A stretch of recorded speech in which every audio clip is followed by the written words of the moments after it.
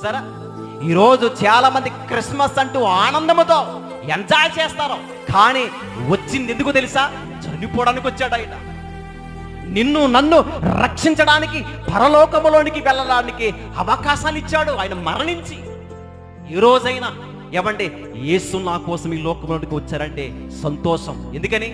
దావీదు పట్టణమందు నేడు రక్షకుడు మీ కొరకు, అంటే మన కొరకు పుట్టాడైనా. ఎందుకని?